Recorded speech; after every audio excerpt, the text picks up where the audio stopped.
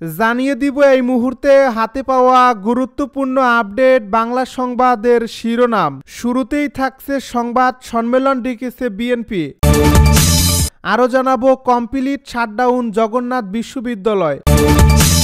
এদিকে বিদ্যুৎ কেন্দ্রে চুরির ঘটনায় বিএনপির ৩৭ নেতাকর্মীর বিরুদ্ধে মামলা। আরও থাকছে যুবদল কর্মীর নেতৃত্বে ২ নারীকে তুলে নিয়ে ধর্ষণের অভিযোগ। এদিকে পিলখানা হত্যাকাণ্ডের তদন্তে সব ধরনের সহযোগিতার আশ্বাস সেনাপ্রধানের। সবশেষে জানিয়ে দিব বিএনপি নেতার বিরুদ্ধে ইউপি কার্যালয়ে তালা দেওয়ার অভিযোগ। শুনছিলেন হাতে পাওয়া আপডেট সংবাদের শিরোনাম, এবারে বিস্তারিত। তবে তার আগে অনুরোধ রইল ভিডিওটিতে একটি লাইক দিন এবং কমেন্ট করে জানিয়ে দিন ভিডিও সম্পর্কে আপনার মূল্যবান মতামত। আরও জানিয়ে দিন ভিডিওটি কোথা থেকে দেখছেন বা কোন জেলা থেকে দেখছেন। সংবাদ সম্মেলন ডেকেছে বিএনপি। দেশের চলমান সার্বিক পরিস্থিতি নিয়ে সংবাদ সম্মেলন ডেকেছে বিএনপি। মঙ্গলবার দুপুর ১২টায় গুলশানে বিএনপি চেয়ারপারসনের রাজনৈতিক কার্যালয়ে এ সংবাদ সম্মেলন করা হবে। এ সংবাদ সম্মেলনে বক্তব্য দেবেন বিএনপির মহাসচিব মির্জা ফখরুল ইসলাম আলমগীর। বিএনপির মিডিয়া সেলের সদস্য সাইরুল কবির খান এ তথ্য জানান। এর আগে সোমবার সন্ধ্যায় চলমান পরিস্থিতি পর্যালোচনা করে পরবর্তী করণীয় ঠিক করতে বৈঠকে বসে বিএনপির সর্বোচ্চ নীতি নির্ধারণী ফোরাম জাতীয় স্থায়ী কমিটি। বৈঠকটি শেষ হয় রাত ৯টা ৫ মিনিটে। সম্প্রতি সমমনা রাজনৈতিক দলগুলোর সঙ্গে বৈঠক করে বিএনপি। এ নিয়ে পরবর্তী করণীয় ঠিক করতে দলের সর্বোচ্চ নীতি নির্ধারণী ফোরামের বৈঠক করেছে দলটি। কমপ্লিট শাটডাউন জগন্নাথ বিশ্ববিদ্যালয়। জগন্নাথ বিশ্ববিদ্যালয়ের সব কার্যক্রমে কমপ্লিট শাটডাউন ঘোষণা করে টানা দ্বিতীয় দিনের মতো অনশন করছেন শিক্ষার্থীরা।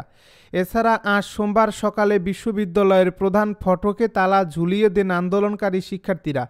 এদিকে সোমবার দুপুরে আন্দোলনরত শিক্ষার্থীর পক্ষে বোটানি ডিপার্টমেন্টের ১৩ ব্যাচের শিক্ষার্থী এ.কে.এম. রাকিব জানান, দুপুর ১:৩০টার মধ্যে মন্ত্রণালয় থেকে কোনো প্রতিনিধি না এলে সচিবালয়মুখী পদযাত্রা করবেন তারা। সেনাবাহিনীর হাতে দ্বিতীয় ক্যাম্পাসের কাজ হস্তান্তর সহ ৩ দফা দাবিতে এসব কর্মসূচি পালন করছেন শিক্ষার্থীরা। অন্য দাবিগুলো হলো শিক্ষার্থীদের অস্থায়ী আবাসনের ব্যবস্থা করা, অস্থায়ী আবাসনের ব্যবস্থা না হওয়া পর্যন্ত অন্তত ৭০% শিক্ষার্থীকে আবাসন ভাতা দিতে হবে। আজ সোমবার সকালে শিক্ষার্থীদের জবির প্রধান ফটকে তালা ঝুলিয়ে দিতে দেখা গেছে। এর আগে রোববার সকাল ৮:৩০ থেকে অনশন করেন শিক্ষার্থীরা। অনশনে অসুস্থ হয়ে প্রায় ১৫ জন হাসপাতালে ভর্তি হয়েছেন। বিদ্যুৎ কেন্দ্রে চুরির ঘটনায় বিএনপির ৩৭ নেতাকর্মীর বিরুদ্ধে মামলা।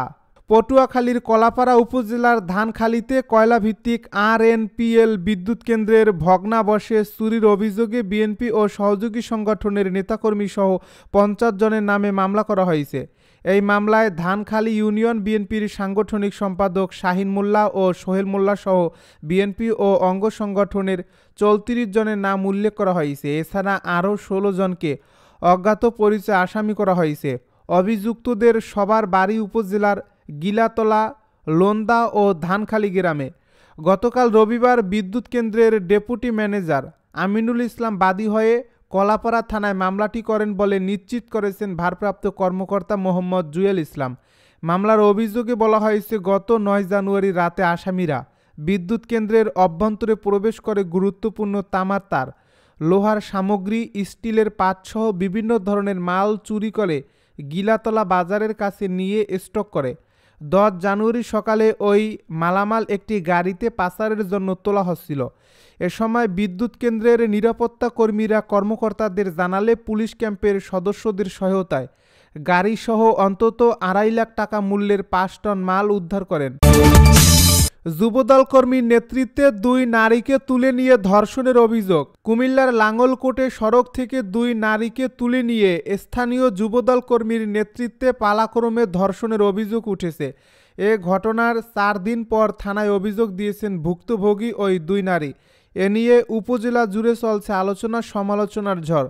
বৃহস্পতিবার দুপুরে উপজেলার বাঙ্গাড্ডা ইউনিয়নের নূরপুর গ্রামের সেবাখোলায় সমিলের ভেতরে এ ঘটনা ঘটে।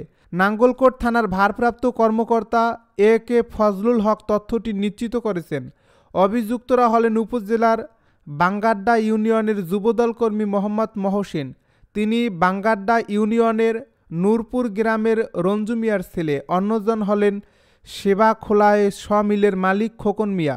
বাকিদের পরিচয় জানাতে পারেনি ওই ভুক্তভোগী নারীরা। ভুক্তভোগীদের দাবি তারা দুজন বান্ধবী। কুমিল্লা নগরীর টমসম ব্রিজে একটি মেসে একসঙ্গে ভাড়া থাকেন তারা। পিলখানা হত্যাকাণ্ডের তদন্তে সব ধরনের সহযোগিতার আশ্বাস সেনাপ্রধানের। সেনাবাহিনীর প্রধান জেনারেল ওয়াকারুজ্জামানের সঙ্গে সাক্ষাৎ করেছেন পিলখানা হত্যাকাণ্ডের পুনঃতদন্তে গঠিত জাতীয় স্বাধীন তদন্ত কমিশনের সভাপতি মেজর জেনারেল আলমা ফজলুর রহমানের নেতৃত্বে কমিশনের সদস্যবৃন্দ। সোমবার তারা সেনাপ্রধানের সঙ্গে বিভিন্ন গুরুত্বপূর্ণ বিষয়ে আলোচনা করেন। বিশেষত তদন্ত কার্যক্রম পরিচালনার লক্ষ্যে বাংলাদেশ সেনাবাহিনীর সহযোগিতা কামনা করেন। এ তদন্ত কার্যক্রম পরিচালনায় সেনাবাহিনীর পক্ষ হতে সব ধরনের সহযোগিতার আশ্বাস দেন সেনাবাহিনীর প্রধান জেনারেল ওয়াকারুজ্জামান। এ সময় তদন্ত কমিশনের major general Mohammad Jahangir Kabir Talukdar, brigadier general Mohammad Saidur Rahman, যুগ্ম সচিব মুন্সি আলাউদ্দিন আল আজাদ, সাবেক DIG doctor M Akbar Ali, Dhaka বিশ্ববিদ্যালয়ের সহযোগী অধ্যাপক ডাক্তার শরীফুল ইসলাম ও জগন্নাথ বিশ্ববিদ্যালয়ের সহকারী অধ্যাপক মোহাম্মদ শাহনেওয়াজ খান চন্দন উপস্থিত ছিলেন। বিএনপি নেতার বিরুদ্ধে ইউপি কার্যালয়ে তালা দেওয়ার অভিযোগ। লক্ষ্মীপুরের সদর উপজেলার চন্দ্রগঞ্জ ইউনিয়ন পরিষদের ১ নম্বর ওয়ার্ডের সদস্য ও চন্দ্রগঞ্জ থানার স্বেচ্ছাসেবক দলের যুগ্ম আহ্বায়ক আব্দুল হান্নানের বিরুদ্ধে ইউপি কার্যালয়ে তালা দেওয়ার অভিযোগ উঠেছে। সোমবার সন্ধ্যা পর্যন্ত কার্যালয়ের তালা খোলা হয়নি। নুরুল আমিন লক্ষ্মীপুরের সদর উপজেলার চন্দ্রগঞ্জ ইউনিয়ন পরিষদের চেয়ারম্যান। সকাল ১১টার দিকে কার্যালয় থেকে কোনো কারণ ছাড়াই চেয়ারম্যানকে বের করে দিয়ে তালা ঝুলিয়ে দেওয়া হয়। ঘটনার পর থেকে কার্যালয়ের তালা খোলা হয়নি। ইউপি সদস্য হান্নান বলেন, অনিয়ম দুর্নীতির কারণে চেয়ারম্যানকে বের করে দিয়েছেন তারা। ঘটনার সময় স্বেচ্ছাসেবক দল নেতা জাবেদ ও টিপু সহ আরও লোকজন উপস্থিত ছিলেন। স্থানীয়রা জানায়, ইউপি সদস্য আব্দুল হান্নানের ইন্ধনে তার সহযোগী চন্দ্রগঞ্জ ইউনিয়ন স্বেচ্ছাসেবক দলের সদস্য সচিব জাবেদ হোসেন ও যুগ্ম আহ্বায়ক মনির হোসেন টিপুর নেতৃত্বে ৮ থেকে ১০ জন দলবদ্ধ হয়ে চেয়ারম্যানকে বের করে দিয়ে কার্যালয়ে তালা দিয়েছে। গত ৫ আগস্টে শেখ হাসিনা দেশত্যাগ করার পরবর্তী সময়ে হান্নান প্যানেল চেয়ারম্যান হতে চেয়েছিল আব্দুল হান্নান, কিন্তু তা হতে না পেরে এ কাজ করেছেন তিনি।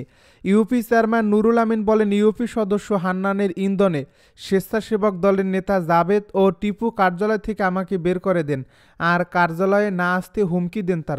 তারা বিএনপি করে, এজন্য ঘটনাটি ঘটিয়েছে, অন্য কোনো কারণ তারা বলেনি।